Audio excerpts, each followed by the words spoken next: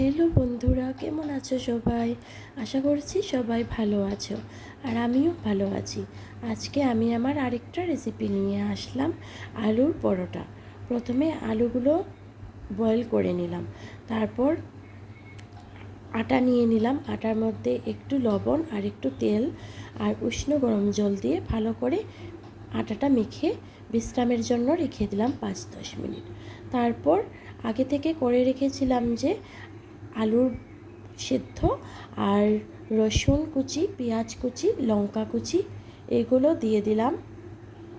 দিয়ে তারপর একটু হলুদ গুঁড়ো, একটু জিরে গুঁড়ো আর একটু লবণ দিয়ে ভালো করে ফ্রাই করে নিলাম মশলাটা। ভালো করে ফ্রাই করে মশলাটা নামিয়ে নিলাম। নামিয়ে আগে থেকে আটা যে মাখা ছিল ওইগুলোর একটা একটা করে ডো করে নিলাম। করে একটা একটা করে বেলতে শুরু করে দিলাম। একটু বেলে তারপর আলুর মশলাগুলো ভিতরে ভরে ভালো করে মুখটা চাপা দিয়ে বন্ধ করে দিলাম, যাতে মশলাটা বাইরে বের হয়ে না আসে। ভালো করে বন্ধ করতে হবে মুখটা। তারপর আবারও ভালো করে আবার বেলে নিলাম। বন্ধুরা, তোমাদের যদি আমার এই রেসিপিটা ভালো লেগে থাকে তাহলে like, comment, share and subscribe অবশ্যই করো। তারপরে একটা একটা করে পরোটাগুলো বেলতে শুরু করে দিলাম।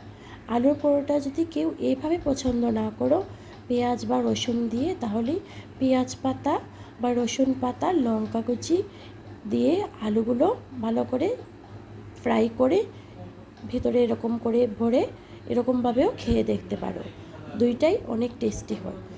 যদি পেঁয়াজ পাতা, রসুন পাতা দিয়ে করো তাহলে ওইগুলোর মধ্যে একটু ধনে গুঁড়ো দিলে আরও ভালো হয়।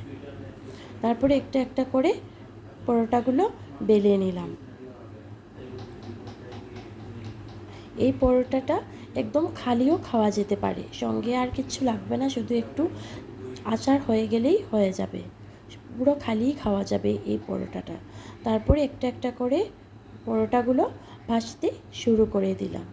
বন্ধুরা, তোমরা যারা আমার এই চ্যানেলে ভিজিট করেছো বা পরবর্তীতে ভিজিট করবে, তোমাদের সবাইকে ধন্যবাদ।